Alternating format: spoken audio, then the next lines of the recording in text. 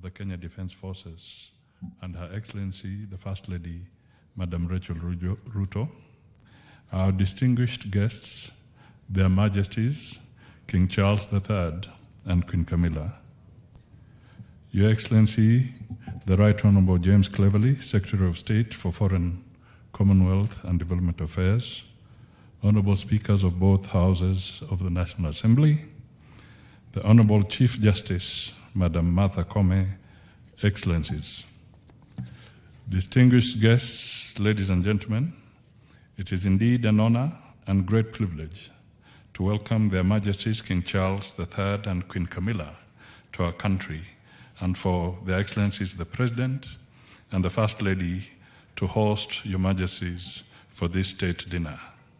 His Majesty the King is no stranger to this country, having previously visited Kenya in 1971, 1978, and in 1987.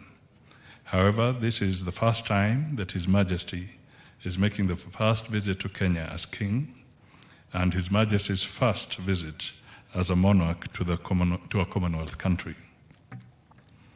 Indeed, the choice of Kenya as Your Majesty's first Commonwealth country to visit since Your Majesty's accession to the royal throne is both significant and historic. This visit also comes on the back of His Majesty the King and Her Majesty Queen Camilla hosting over 400 members of the Kenya United Kingdom community at Buckingham Palace last Tuesday. All these dovetail appropriately with the warm, cordial, and historical ties between Kenya and the United Kingdom and Your Majesty's people-centered approach to issues. It is now my pleasure and privilege to welcome our host, His Excellency, President Dr. William Ruto, and President of the Republic of Kenya and Commander-in-Chief of the Kenya Defence Forces. Karibu sana, Your Excellency.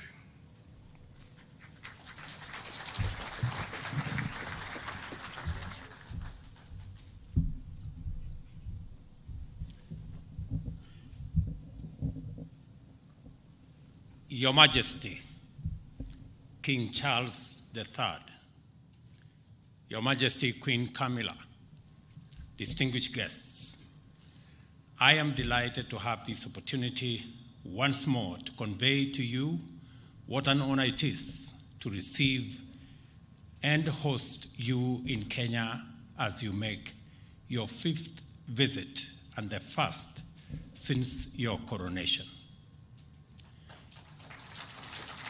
It is our hope that through our world-renowned hospitality and the Kenyan people's spirit of enterprise and innovation, as well as the land's scenic beauty and tourist charm, our country will live up to its reputation as magical Kenya and exceed your expectations.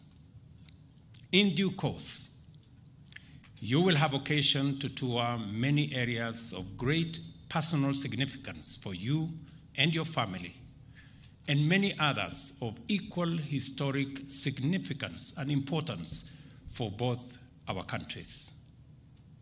You will witness the immense accomplishments made by Kenya and the United Kingdom during 6 decades of strong, dynamic, and fruitful bilateral relations, as well as exemplary events which took place over 7 decades ago. We note with deep admiration your commitment to the conservation of biodiversity and climate action, the youth, and innovation. We know you intend to continue on your visionary path of progressive and futuristic leadership in restoring the vitality of our planet and promoting shared prosperity in the Commonwealth and beyond. A good example is the Mau Forest Complex, a water tower forming the catchment area for the Mara River that supports the world-famous Masai Mara ecosystem and which was admitted to the Queen's Commonwealth Canopy Program in 2020. We also note with appreciation your expression of willingness to acknowledge the painful aspects of our shared history, your exemplary courage and readiness to shed light on uncomfortable truths that reside in the darker regions of our shared experience are also very commendable. This is a highly encouraging first step under your leadership to deliver progress beyond tentative and equivocal half measures of past years. We are therefore confident that under your visionary leadership, the Kenya-United Kingdom relations will continue to prosper for the benefit of our two countries and peoples. We also note your commitment to the Commonwealth and the will to sustain the transformational momentum to make it an exemplary community of nations distinguished by unity of purpose, inclusive progress, and shared prosperity. Your visit, therefore, provides us with an opportunity to close ranks within the Commonwealth family in order to provide an inspiring beacon of hope in the possibility of transformative collective action on an ambitious and global scale. Our confidence is borne further out by the fact that you are a veteran visionary who desired long ago that global development should take into account environmental sustainability, and as early as in 1970 spoke about the menace of pollution and climate change with an urgency and intensity now associated with climate action activists and the Secretary General of the United Nations. Your Majesty, although it has been indicated that Kenya and the United Kingdom are celebrating 60 years of diplomatic relations, this by no means implies that our peoples were total strangers before that. Neither does it mean that we live in denial of our history. We cannot live as prisoners of the past. Neither can we go far into the future if we turn our backs on history and historical actions and omissions whose legacies encumber our present. As a matter of fact, formal British presence in Kenya was proclaimed in 1897 by an order in council, which inaugurated European settlement and the displacement, dispossession, and disenfranchisement of native Africans, paving the way for a brutal colonialism. And if colonialism was brutal and atrocious to African people, colonial reaction to African struggles for sovereignty and self-rule was monstrous in its cruelty. It culminated in the emergency, which intensified the worst excesses of colonial impunity and the indiscriminate victimization of Africans. I took you through earlier today the whole of fame and the whole of shame. While there has been efforts to atone for the death, injury, and suffering inflicted on Kenyan Africans by colonial government, much remains to be done in order to achieve full reparations. I am optimistic that through the Kenya-UK partnership, we shall keep up our endeavor to inspire the change we hope for by making people and their well-being the fundamental consideration in our pursuit of trade and investment, defense and security, conservation and climate action, research, development and innovation, as well as our work of designing a future that works for present generations and distant prosperity. I trust that this visit, focused on community, sustainability, and innovation, as pillars of progress, will inspire Your Majesty to forge ahead with a strong vision for stronger Kenya-United Kingdom partnership and of the Commonwealth as a beacon of hope for humanity in a sustainable, prosperous future for all in a green and clean planet. I wish you great success on this visit and much delight during your stay in Kenya. May your leadership inspire many to do their part in making our nations more prosperous and our planet more livable for humanity and all forms of life which share it with us. Ladies and gentlemen, I did inform His Majesty earlier that in Kenya there is a concept called kingpin, and there is a contest for kingpins around Kenya. Different regions have different kingpins. And there is a vicious contest for this kingpin position, which literally amounts to not so much. But this week, all contests about kingpins have been suspended because the king himself is in town.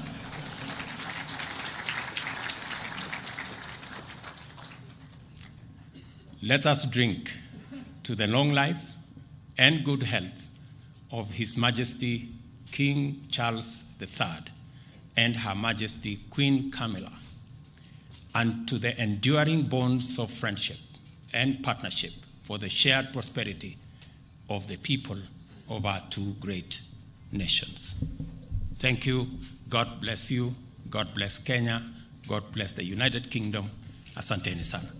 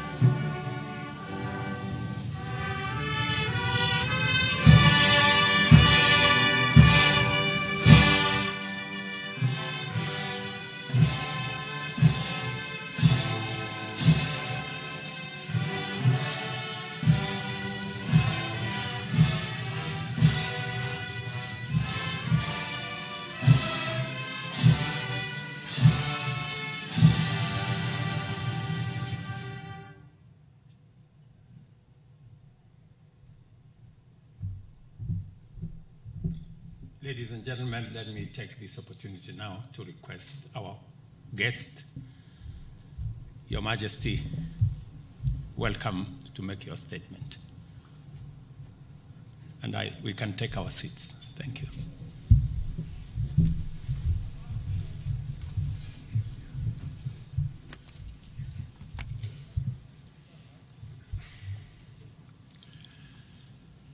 Mabibi na mabwana, hamjambo, niaje, ni furaha yangu kuwa nanyi jioni ya leo. I cannot tell you what a great pleasure it is for my wife and I to be back in Kenya once again. I am enormously grateful to you, Mr. President, Madam First Lady, for your most generous invitation to make this state visit. The tremendous hospitality you have shown us and the wonderfully warm welcome that you and the people of Kenya have extended to us have touched me deeply. If I may say so, it is particularly special to be able to return to this extraordinary country in the 60th year of your independence. Today, Mr. President, you and I stood by the mighty Mugumo tree, which marks the spot where almost 60 years ago the Kenyan flag was first raised. It seemed to me that the tree is thriving, strong and deeply rooted, just as this great republic and her people continue to thrive. It means a great deal to my wife and myself that in our coronation year, our first state visit to a Commonwealth country should bring us here to Kenya.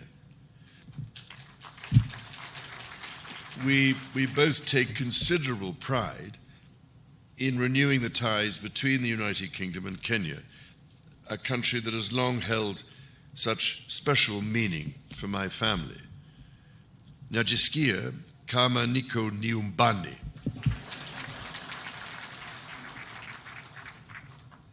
Now, it is well known, I think, that my dear mother, the late Queen, had a particular affection for Kenya and the Kenyan people.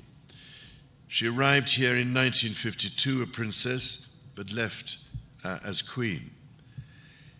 It is extremely moving to read her diary from that visit, in which she wrote that she did not want to miss a moment of Kenya's extraordinary landscapes. I really cannot thank you enough for the support Kenya gave her through that difficult time. 10 years later, my father, the late Duke of Edinburgh, attended the celebrations of Kenya's independence. To mark the occasion, Her late Majesty wrote to President Jomo Kenyatta to convey her sincere hope that with God's guidance, Kenya would prosper and that her people would have peace and contentment in full measure. Nearly 50 years later, it was here in sight of Mount Kenya that my son, the Prince of Wales, proposed to his wife, now my beloved daughter-in-law. For my part, I recall as if it were yesterday my first visit to Kenya in 1971 with my sister, the Princess Royal. I was, it is fair to say, somewhat younger then, and I can well remember the meeting I had with President Jomo Kenyatta, a towering statesman who inspired such great admiration, affection, and respect. On subsequent visits here, I was most fortunate to be able to spend some time with Kenyan conservationists, from whose profound knowledge of their environment I learned so much. Among them was the late great environmentalist and Nobel Prize winner, Wangari Maathai, someone whom I greatly admired and loved.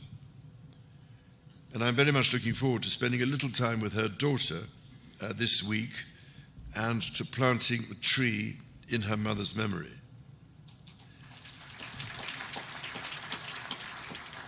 As Wangari Maathai said, when we plant trees, we plant the seeds of peace and seeds of hope. We also secure the future for our children. This is a sentiment that, as avid dendrophiles, lovers of trees, I know, Mr. President, that you and I share. Indeed, having been planting trees for most of my life, I thought I was doing rather well. But your ambition to plant 15 billion trees makes me look rather more critically at my own efforts. Ladies and gentlemen, my own and my family's special connections to Kenya are but one example of the myriad links between our two countries. The British people hold a deep affection for Kenya and visit in their tens and even hundreds of thousands every year. By the same token, I am delighted and proud that so many Kenyans choose to live, work and study in the United Kingdom. Before travelling here, my wife and I held a reception in London to celebrate the invaluable contribution of Kenyans and British Kenyans to almost every field of British life, from the arts to medicine to academia. I was as touched by their affection for the United Kingdom as I was immensely grateful for what each of them brings to my country. It is the intimacy of our shared history that has brought our people together. However, we must also acknowledge the most painful times of our long and complex relationship. The wrongdoings of the past are a cause of the greatest sorrow and the deepest regret. There were abhorrent and unjustifiable acts of violence committed against Kenyans as they waged, as you said at the United Nations, a painful struggle for independence and sovereignty. And for that, there can be no excuse. In coming back to Kenya, it matters greatly to me that I should deepen my own understanding of these wrongs and that I meet some of those whose lives and communities were so grievously affected. None of this can change the past, but by addressing our history with honesty and openness, we can perhaps demonstrate the strength of our friendship today. And in so doing, we can, I hope, continue to build an ever closer bond for the years ahead. As Jomo Kenyatta said, our children may learn about the heroes of the past. Our task is to make ourselves the architects of the future. Mr. President, in returning to Kenya, I have been struck by the many ways in which our country's relationship is now closer than ever. It is a modern partnership of equals facing today's challenges and looking to the many opportunities that together we can seize. Whether by using the King's Cross regeneration as a model for the Nairobi railway city, or by learning from Kenya how the blue economy can really work for local communities, all of you here this evening and across our countries deserve our gratitude for your ceaseless work to realize our joint ambitions. Our people's security is a paramount concern. It is fitting, then, that Kenya's first Marine Commando unit was established earlier this year, trained by British Royal Marines. I also look forward to visiting Karioko War Grave Cemetery, where I will honor Kenyans and other Africans who died in 2 world wars. We must ensure all are granted the remembrance befitting their service. Kenya's efforts to address the existential challenges of climate change and biodiversity loss are remarkable. From generating over 90% of your electricity from renewable sources to ambitious reforestation and restoration programs, to hosting the first Africa Climate Summit here in Nairobi last month, Kenya is offering extraordinary leadership. The Nairobi Declaration brings together different peoples whose cooperation will be essential to solve some of the serious environmental and ecological challenges not only facing us in the future, but facing us here and now. And it is, if I may say so, absolutely vital that your and Africa's voice continues to be heard, including at COP28 and beyond.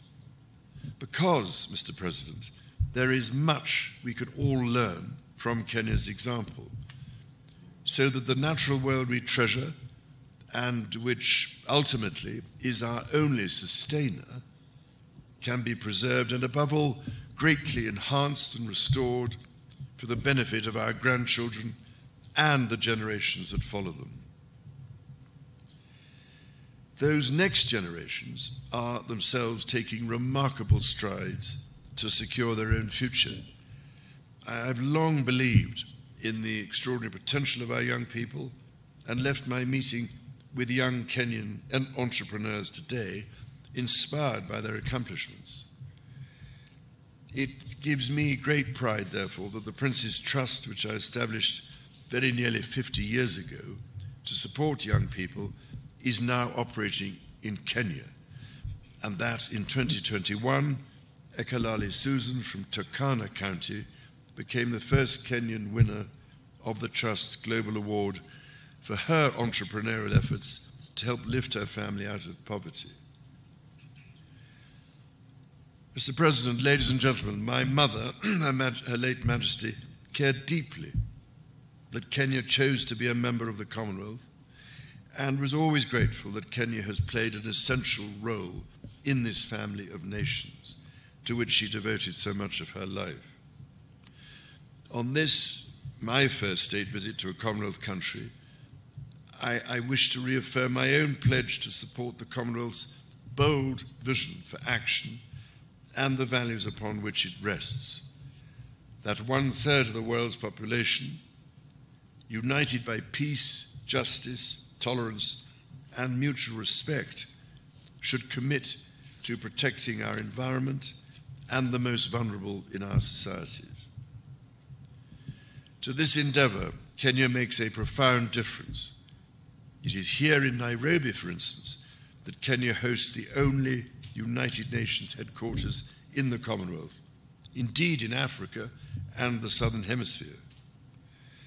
In this, as in so much else, Kenya is helping to shape our world and forge our future. The extraordinary ingenuity of the Kenyan people fuels these endeavors. Your environmentalists and your entrepreneurs, your religious leaders, artists, scholars, soldiers and athletes, your elders and your youth. And so, Mr. President, if I may, I would like to propose a toast to you and to the people of Kenya. It is upon the enduring connection between our people that our partnership rests. It is on their enterprise, imagination, and fortitude that our common hopes depend. Together we are stronger. Together our future is more secure. And together, as your national anthem says, may we dwell in unity, peace, and liberty. Umoja ni nguvu.